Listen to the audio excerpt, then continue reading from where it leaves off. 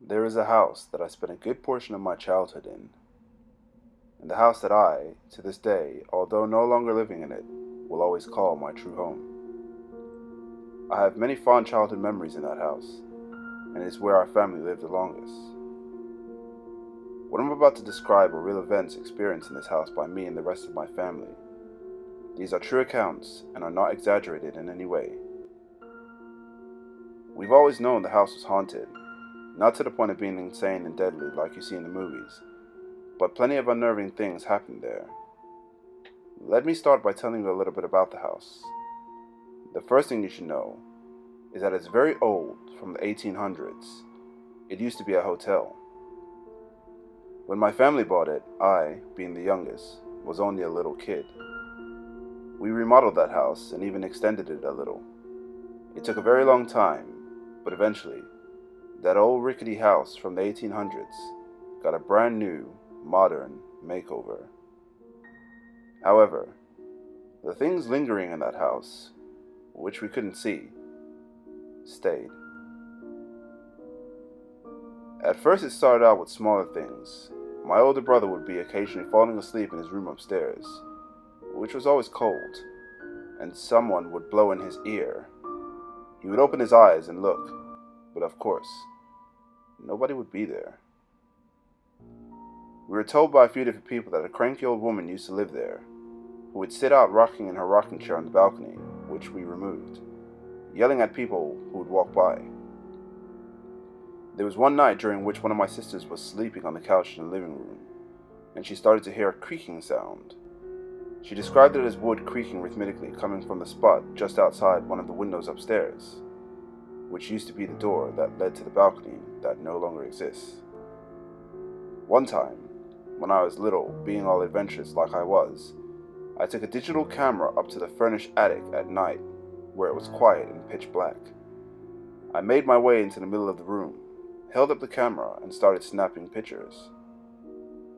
I could only see what I was taking pictures of when the camera would flash, and then, afterwards, when I looked at the taken picture on the digital screen. I eventually saw in one of the pictures I had taken while facing a wall, a small black spot in the middle of the screen. I took another picture, pointing in the same way, and saw that the spot was still there, but had grown. To me, it looked like some sort of portal to nothingness, a small void of blackness in the room, something that sucked up all the light of the flash and didn't reflect any back. As I took more and more pictures of it, it got bigger and bigger, until it was almost covering the entire camera lens, just blackness. It then occurred to me, rather than growing, this black mass actually seemed to be getting closer and closer to the camera lens. I don't remember anything past that point. I must have ran downstairs. Things started to get a bit more physical. I was once in the shower when the water suddenly got cold, and I looked to the back to find that the knob had been turned significantly. At night, when alone, we each began to hear loud footsteps above us in the biggest room on the second floor. You would only ever hear them if you were alone or were the only one awake. Once, they were so heavy, it sounded like there was an elephant or something up there, and the ceiling creaked so loud that I half expected it to cave in on me. My sisters shared that room for a long time. Eventually, one of them moved out, and only one remained in it. When she was walking around up there, you could hear her footsteps clearly. The only problem was, I would also hear those footsteps walking around when she wasn't home. Sometimes, I was home alone. My mom was awakened one night when a friend of mine was sleeping over to loud footsteps running up and down the stairs.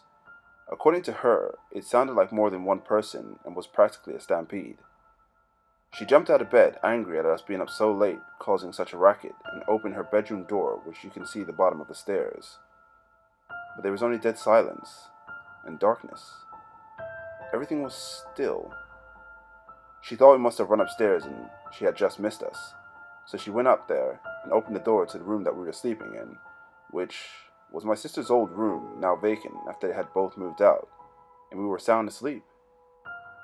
She thought maybe we were faking it and inspected us closer, only to realize that no, we were clearly out cold and had been that way for quite some time.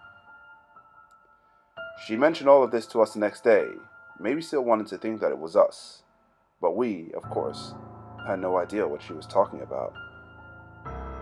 One night, I was just about to fall asleep when I heard a man's voice right in my face whisper the words, "Bang." It pulled me out of my sleep, making my eyes shoot open and look around the dark room to find nothing. After a minute, I, still being tired, brushed it off and closed my eyes again. Started to drift back to sleep when the voice once again whispered quietly, "Bang." I opened my eyes again to once again find nothing. This happened a total of 3 times before I was able to finally fall asleep. So many things happened in that house, but after so many years of constant activity, you get used to it, and things that used to frighten you begin to simply annoy you.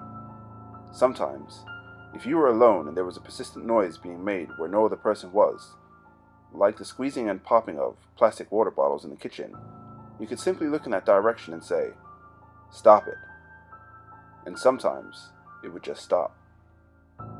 We were eventually able to get the things that were dwelling in that house out, and the activity, after years of persistence, stopped altogether. As I said earlier, I still consider that house my one and only true home, and I always will. I spent years growing up there as a child with my family and 2 of my close friends, as well as family friends.